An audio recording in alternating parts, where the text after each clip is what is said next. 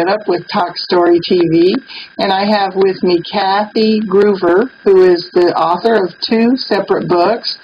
And I will just turn this over to her and let her tell you about her newest book. Oh, great. Thanks, Julia. I appreciate you having me on. Good having you. Thanks. So, yeah, I'm a natural health professional, so I have my PhD in natural health. I'm trained as a traditional naturopath. I have a vast background in massage and all sorts of alternative medicine, and one of the things I wanted to do was be able to share all that information with people other than just the one at a time, when people would come into my office or be on my massage table. So I wrote my first book, which is The Alternative Medicine Cabinet, which I have one with me. And the second edition just came out, and I'm really excited about this because my new TV series is based on this book. So very excited about that. Yeah, I have a background as an actress. I grew up performing just as much as I was doing all the healing work. So I was thrilled when the book was turned into a TV series, and that's going to start airing nationally, hopefully at the beginning of 2013. We're finishing up the editing, and we shot 50 episodes that cover everything natural health, everything from different types of massage to talking about all your vitamins, minerals, nutrients, stress, relaxation, high fructose corn syrup, all those things that we're debating about right now, genetically modified foods, things like that. So the book is pretty much the same thing. It covers all aspects of natural health, including things like natural ways of treating depression and anxiety, weight loss, talking about cancer a little bit because, we're just inundated with cases of cancer right now. And not that my book is telling you how to cure it, but it's giving some suggestions of maybe how to do your best to avoid it, but also things you can do if you've been diagnosed with cancer, ways you can put natural health back into it, or herbs you can take and vitamins and things like that. So look for that TV series soon, and books available also. And do you know where is that going to be, your TV series? The TV series is airing on a network called Oasis, which is OTV. It's based out of Los Angeles. It's a national network, and we don't know the times, the days. We don't know anything yet. I have my first episode in hand, and I'm very excited about that. So yeah, they did an amazing job. We shot everything in 3 days, which was absolutely nuts. I was so exhausted. Yeah, all I did for 3 days was stare at a teleprompter and read. And it got to the point where we were getting to be so far behind that we would try to do it in one take. I mean, we'd always have to do more than one. But there were times I would get through this entire script with all these big words, not making a mistake. And I'd get to the end and go, yes! My reading skills, when I would raise my hand and volunteer to read in 4th grade, it came back to me. But it was exhausting. I woke up the morning after the shoot, and I was hoarse, and I looked terrible from them piling makeup on my face, and it was hysterical. But I'm so excited about the show because I want people to know that natural health is something they can incorporate into their lives, and they can do it easily by making really subtle changes. It doesn't have to be, suddenly I'm vegan and suddenly I'm, people think they have to make this all or nothing change, and in reality, it can be really subtle and something that you can do really simply, even by adding in something like massage or chiropractic or acupuncture or taking a multivitamin. Things as simple as that are alternative medicine, natural health, and I really encourage people to look into that if you're having health issues. See what else is out there. You don't have to do everything the doctor tells you. You can ask for a second opinion. You can question things, and something else that I encourage everyone to do, if you are using anything natural health, please tell your doctor for numerous reasons, one of which is a lot of people are doing things that are considered complementary alternative medicine, and they're not telling their physician, so we don't have true numbers on how many people are actually turning to that. So it's important that we tell them we're using it so they understand it's important to us and that the numbers are growing. The other thing is there are interactions between herbs and medications and food and medications. Did you know that grapefruit counteracts the effects of a lot of medication? I did. So people who take the pills in the morning with a big glass of grapefruit juice, you might not want to be doing that. So tell your doctor if you're doing things that are considered alternative. You might have to explain yourself if you're doing something like homeopathics or Bach flower essences, which I'm a big fan of. Most physicians don't know what that is, so you're going to have to educate yourself and be able to explain it to them, or take a handout and say, hey, this is what I'm doing, I just wanted you to know. They'll appreciate that. Sometimes they just dismiss it. I told my doctor, I'm taking herbs, and she said, huh? And then she didn't ask me what herbs or anything, or what they were supposed to do or anything. She just acted like, why are you telling me this? Right.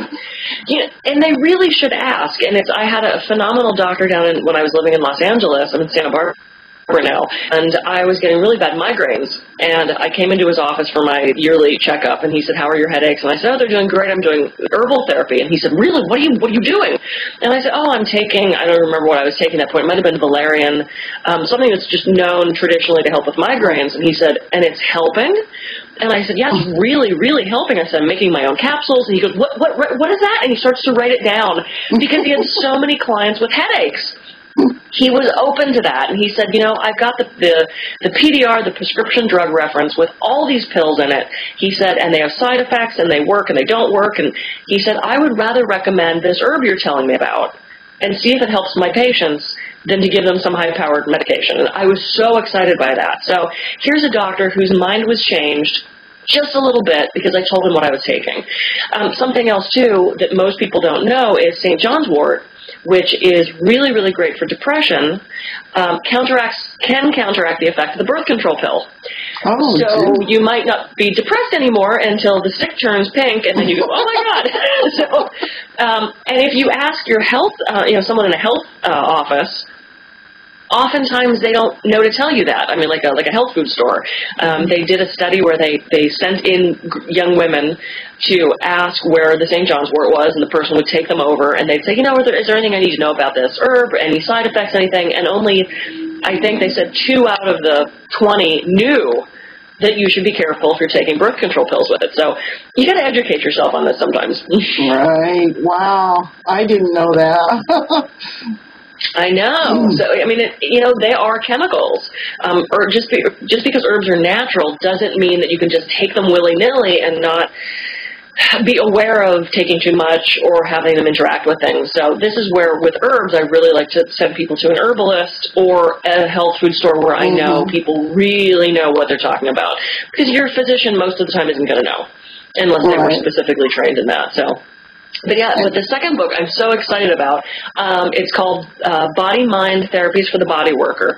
And I wrote it specifically for other health practitioners, though anybody can read it. It's not like it would be above anyone's head that they wouldn't gather something from it. But I'm a huge proponent of mind-body medicine.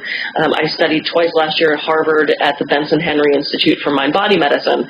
And it was so exciting for me, Julia, because here I'm sitting in a room with like 120 medical doctors, and we're doing laughter therapy, and we're doing yoga and Tai Chi, and we're, doing these big vision boards, and it was so fun. I was very intimidated at first. I'm not an MD. I have a PhD, and I'm coming from the alternative end. So to plot myself down into a room at Harvard with all these MDs, I was like, oh no, what are they going to think? We had a blast, and I was so encouraged, because so many of these physicians, when they left this conference, said that they were going to go back to their hospital, they were going to go back to their medical center, they were going to go back to their practice and start incorporating some of this mind-body medicine. So we learned about meditation and visualization. It was really I went twice. It was really 2 phenomenal trips. And my dissertation for my PhD was also on mind-body medicine. So I turned all of this knowledge into a book. Which I'm really excited about. Stress is a killer. I love this cover. I'm so excited. Oh, I like that cover. We're backwards, so I'm trying to... Okay, there we go.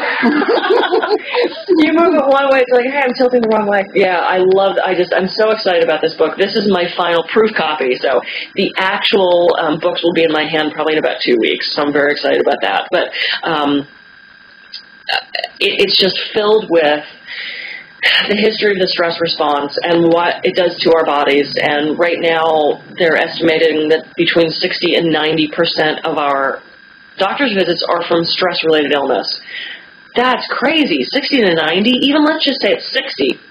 We have to start taking care of the stress. And we can't change the stress. That's why it's stress. What we can change is our reaction to that stress, because that's the biggest problem for us. And I teach something called mini meditations. I do this in all my lectures when I'm going around the country and talking, and I teach you how to do it in the book, too. They're really quick for someone that isn't good, like myself, at sitting on the pillow and crossing your legs and oming and, putting your fingers in the right position. It's really hard. I'm from the East Coast. You can't tell me to shut off my brain and sit still. I'm not good at it. But mini meditations are awesome because you can do it anywhere. I do it in traffic. Don't close your eyes. Waiting in line to the post office, the bank, wherever it is. And it has changed the way stress affects me. It does not get to me the way it used to. And being that I am from the East Coast and I'm type A and anal retentive and driven Capricorn only child kind of thing, these mini meditations have saved me because I can meditate now. It's really cool. And we talk about visualization and affirmations and how to incorporate these types of methods not only into your life, but also into your practice. So if you have a massage practice or you're a nurse, a physical therapist, a personal trainer, I had a lot of my friends read the book to give me input, and they said, this is perfect for a personal trainer. Anytime you're dealing with a person on a one-to-one or small group level, you can incorporate these things. And we've got to help with the stress. It's killing us. It's killing us.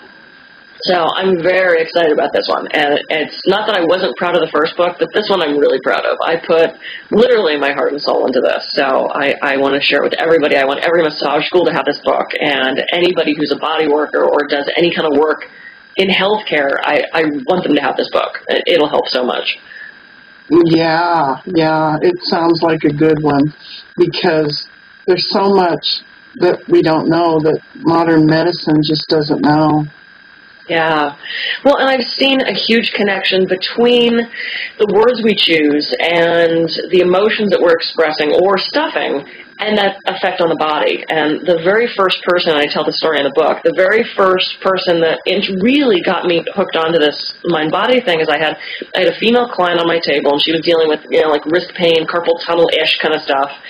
And I was doing the massage, I was doing the body work on her, and she would get better. And then she'd come back the following week and would be totally back. And it was driving me crazy because, I wanted her to be out of pain.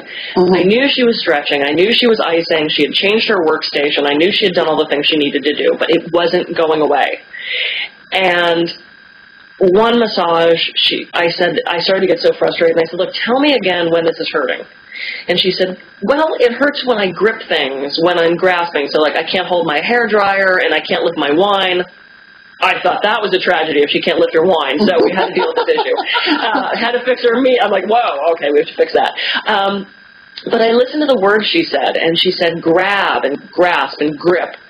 And I processed that for a second and then said, well, is there something that you're gripping too tightly?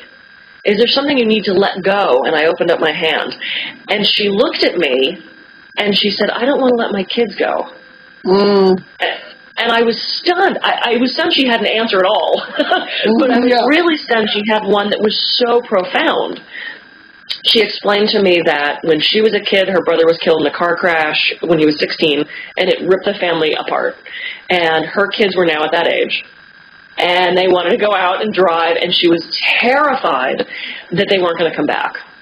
And I said, wow, I said, that's an incredible story. I'm so sorry you went through that. Your husband knows about this, right? She said, yeah, I don't talk about it. Her kids had no idea this had happened.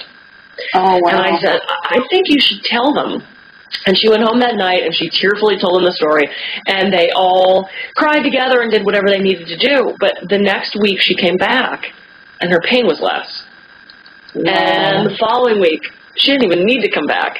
So suddenly it was every 2 weeks, and then it was every 3 weeks, and then it was once a month, and then she went, I don't need you anymore. And I said, thank you. I'm so glad. That's how I want to get rid of my clients. I want to get rid of them because they're healed. But it was so incredible because I realized, how many phrases do we use that are like that? My hands are full. I can't stomach this. My heart is breaking. The weight of the world is on my shoulders, And I actually came up with a list of those of about, I think 110 that I put in the book. There's like 3 whole pages of just body phrases that we use because people say that. When I have a client comes to me with neck pain and I say, "Who's the pain in the neck?" They laugh. They know. They don't have to go, who's the pain in my neck? We know immediately. I used to say pain in the butt, and now I have butt pain. Yep. So, people with sciatica, and the low back is often associated with money issues, sex issues, and personal support issues. So if someone says they have low back pain and I say that to them, they laugh and I go, "Oh, great, which one do you want to hear about first?" Because they know that that's somehow in there for them, So yeah, it's been fascinating. And some of my clients, they just want massage. They want a knuckle in the trigger point. They want an elbow place where the pain is. They don't want to go deeper than that. And that's totally cool. That's totally okay. But for those people that do want to go a little bit further, it's fascinating to bring that into the conversation and say, "Hey, this is, do you think your hands are full?" Or, I had a client that had an ulcer, and I said, "Well, describe how that feels." And he said, "Oh, well, I have this stuff, and then occasionally it burns and then it bubbles up." Well, to me that sounded like anger or frustration, right? It burns at you and then it bubbles up. So I said, "Well, is there something that's eating at you?" And he thought for a second, and he goes, "Yeah." I go, "My doctor says it's too much stomach acid." And I said, No, I know the physical aspect of it. I said, "But is there something that's eating at you?" And he goes, "Yeah. The doctor said it's too much spicy food." I went, No. He wasn't getting it. And I said, No, there's something that's eating at you. I thought if I made the face and the gesture, he'd get it. I said, "Eating at you," and it bubbles up, and he goes, Oh, I'm sorry. I'm an idiot. I know what you're saying. Yeah, it's onions and garlic and tomatoes. And he started listing these foods, and I went, No, you're not getting it. He wasn't ready. He was just fine to think that he could take his little purple pill and the stomach acid would reduce and he'd be fine. And I knew it was his boss. I knew him well. I knew where he worked. He was frustrated with his boss, and he'd hold his anger down, and it would occasionally bubble up. Well, that's what his ulcer was. And when he quit that job, his ulcer went away. Now, I'm not saying we could all run out and quit our jobs. That's not possible. Right. But what we can do is we can at least acknowledge that, express that, and find a way to deal with it. And I see so many people who are, miserable with their job, miserable with their spouse, miserable with whatever, and they're perpetuating that rather than making a change. Because you have 3 options. You leave the situation, you change the situation, or you change your reaction to the situation. And his frustration, maybe he had a different way to express that. Maybe it could have been racquetball. Maybe it could have been, talking to his wife and saying, "I'm so frustrated at work, I don't know what to do." Or sitting down with the boss if they're open to that and saying, "I'm just having some frustrations here with coworkers, blah, blah, blah." There's got to be a way to get it out of the body in a healthy way so that it's not stuck in there, because it goes to a place that it's eventually going to bubble up and be a problem. Yeah. So that's one of these things, with the mini meditations and the visualization, and I list about 30 different modalities that work with the concept of mind-body, things like BEST and Reiki, body talk, transcendental meditation, all sorts of things. Talk? Body talk it addresses things on a mind-body connection level. So you're basically asking the body what emotions it's holding in what places in the body, and then you do different hand positions to get rid of that. And there's so many similar ones to that. I had a client yesterday ask me if I had ever done alpha bionics. And I said, "I have no idea what that is." And he explained it to me, and as he's telling me what it is, I realized it's just like 3 or 4 of the other modalities that I put into the book. So there's a lot of stuff out there. I'm a Reiki practitioner also, which does heal on all levels of body, mind, spirit, and it's a gentle touch. It's similar to massage. You can also do it above the body if you can't touch the person. You can do it from a distance if you're trained to do that. So I can sit here in California and do distance healing on my dad in Pittsburgh, which I've done. It's pretty amazing. And a lot of hospitals and cancer centers use it. There's a lot of research going on right now on what Reiki can do. And when people say, "Oh, it doesn't really do anything," clearly you're not doing anything. I say, yeah, but 95 hospitals around the country are not going to be incorporating this into their program unless it's doing something. Hospitals are not going to pay money and try to bill insurance for something that is quackery. And the cancer centers, I've never visited a cancer center that doesn't have Reiki practitioners. It's beautiful. And a lot of people with cancer can't have a massage because you don't want to spread the massage, into the lymph and through the body. So Reiki is an amazing choice for someone dealing with an illness like that. Excuse me. Cool. So yeah, it's all in the book, both books. It's you've got the body with the alternative medicine cabinet and the body mind with body mind therapies for the body worker, and then the TV show, and it's very Tell cool. us a little bit about the article you wrote for us. Wow, I gave it to you so long ago, I almost forgot what I wrote. I just wrote that about general stress, didn't I? Or things to add and subtract. Oh, I did the things to add and subtract. Right. Yeah, navigating nutrition is tough. We hear conflicting things. We don't know, exactly who to believe anymore. My advice on that is follow the money. So if the person that's telling you it's safe is making billions of dollars by saying it's safe, you want to be a little aware of that. Yeah. I hate to say that, but a man who makes his paycheck by telling you that something is true is never going to admit it's false. That's, just the way it is. And here in California, we've been fighting to get our genetically modified food labeled, and unfortunately it didn't pass, which is amazing to me, but we made some really good headway. A couple of the things from a nutrition standpoint I think we need to get rid of. I really, really think we need to get rid of high fructose corn syrup. Don't believe the commercials. It is not as safe as sugar. Some really phenomenal recent studies have come out showing major tumor growth and, immune system problems and reproductive issues. It is not safe. And let's just say it is. Let's just say they're totally right. It's exactly the same as sugar. It's still a highly genetically modified and processed food. They don't just squeeze corn and get this corn sugar out of it. It's really a chemical process. And we don't know truly what it's doing in our body. The rate of high fructose corn syrup use and obesity absolutely mirrors each other. There's a great chart online, and you can see each of the lines as each one goes up, they mirror each other perfectly. And that's not an accident. A study just came out of, I think it was somewhere in England, saying that they saw the connection between obesity and type 2 diabetes and high fructose corn syrup. So we need to stop eating that. It's really bad for us. MSG is another one I think we should cut out.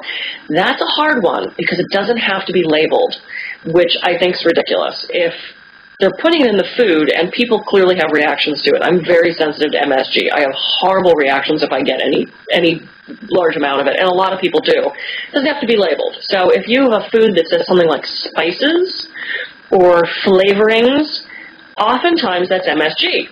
If it says MSG, it's a lot of MSG. MSG, if it's 99.9% pure, that's when they have to put it on a label. Anything less than that, they don't. So be aware of those things. Hydrolyzed soy protein, things like that are MSG. A lot of hidden names. If you Google hidden names of MSG, you're going to be surprised. So that's something to avoid. Something that I think we should all add is a vitamin and mineral supplement, and a really high-quality vitamin and mineral supplement. And I have people that go to their local warehouse store and they get, like this huge jug for $2.99.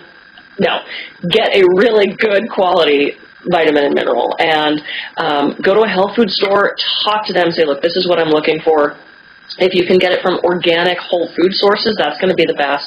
The synthetic vitamins have been known to make people more sick than not taking vitamins. They're processed in such a way. Oftentimes the vitamin C is from high fructose corn syrup. The B is from coal tar. We don't want to be taking that stuff. We want it to be as natural as possible. And I wish I could tell you we're getting everything we need from food. We're just not. I don't care how many fruits and vegetables you're eating. Soils are depleted. There's pesticides. There's fungicides. We're just not getting enough. We're just not getting enough. Take a multivitamin and a mineral. Don't just take calcium. I know we hear so much about calcium in this society, and we need calcium.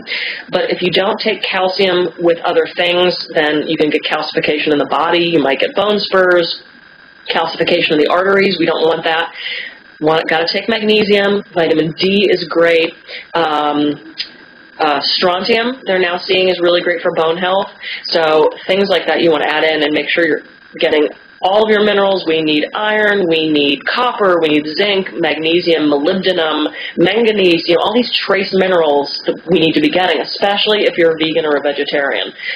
definitely should be on the highest quality vitamin and mineral supplement you can find. I'm actually not a huge fan of vegan diets. Everybody always assumes I'm a vegetarian and I sit around doing yoga all day. I am a meat-eating hip-hop dancer, okay? So that just shocks her, and I yell at football games, too. But the vegan thing is, first of all, it's really hard to stick to, and there are really good things that we get out of eating animal protein. I want nice, clean, good animal protein. You know, I don't want pink slime in my hamburger, and I don't do fast food, but to have a nice, high-quality, grass-fed, free-range steak. I eat a lot of eggs. To me, eggs are one of the most perfect foods. They have all the things that we need. Don't worry about the cholesterol. It's not going to raise your cholesterol. That's a myth.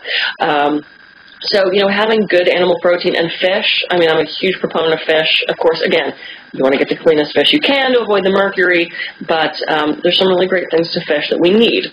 So, adding in some good animal protein, I recommend as well. I'm not a big fan of, I don't think we should be drinking it. We're the only species that drinks another species' milk, which is a little creepy. We're also the only species that drinks milk after we've been weaned off our mothers, which is a little bizarre. And a study that I just read said that people who aren't lactose intolerant are the weird ones. And I thought, well, that's kind of interesting. I guess 60% of people can't truly process milk protein. So those of you that have developed that can drink it, you're the crazy ones. No, just genetically, we weren't meant to be drinking milk as adults. So if you can do it, you're actually in the minority, and that's the unusual thing. Butter's great. Most people can handle cheese fine. But to sit down with a big glass of milk, to me, is, we don't need it. We don't need it. And there's other options if you need to get that taste of milk for your cereal or something like that, you know, almond milk or rice milk, that kind of thing. I hope you're going to say something about soda. Oh, please. Yes, soda is the worst thing. I forget now that I actually have to tell people not to drink it because everybody that's around me goes, I'm not drinking soda anymore. Yeah, you know, and this is where people start throwing things at their screen because they don't want to give up their, you know, diet, whatever. Soda is one of the worst things we can put in our bodies, especially for young girls, because it's during those teen years that we're forming bone, and it's the bone that we form then that is going to decide the state of our bones when we start to get older. So the more bone you can build as a youth, the better off you're going to be. And one of the things that soda does, it's really high in phosphorus, especially the brown sodas, the Cokes, the Pepsis, you know, that kind of stuff. It leaches calcium from our bones. We need a certain amount of phosphorus, but we're getting way too much. So if you're drinking a lot of soda, it's actually competing for absorption in the bones, and it's going to fill with not calcium, it's going to fill with phosphorus, and we don't need that. So that's a really bad thing for us. So people, you know, they used to say that soda rots your teeth. Well, it wasn't that it was rotting your teeth so much, it was leaching the calcium out. So that was one of the problems. It's also either got high fructose corn syrup, which we already talked about is bad for us, or it's got artificial sweetener, which is another thing that you should eliminate. The pink, the blue, the yellow, I don't care which color, just get rid of it. There's been no good studies on it. It was one of the most complained about additives through FDA history. In 1988, 80% of the complaints were about aspartame, but yet it's still on the market. I know, and it crippled me. I mean, I literally couldn't walk after a while, and I found out it was aspartame poisoning. Yeah. Well, and also what's approved for safe use is one packet. One packet. And, you know, you're in a restaurant and someone gets a big iced tea and they dump in 3, and then they get a refill 10 minutes later and they dump in 3, and then suddenly you're up to 15 or 20 packets a day. We're not meant to be eating it at all. We're definitely not supposed to be eating 15 or 20 packets a day. And I've never liked I'm an iced tea drinker, and I've never liked the taste of sugar. And also in iced tea, it doesn't melt, right? So what I was using for the longest time, they had liquid sweet and low. I loved it. And people used to say, oh, you know, it causes cancer. And I actually defended it and said, oh, please, the amount they give the rats to make it, we could never eat that much. And then I got into this field and went, we can eat that much. And I realized I was having headaches and I was having respiratory issues and I was having these things that went away when I stopped with the artificial sweetener. I use stevia now. Stevia is awesome.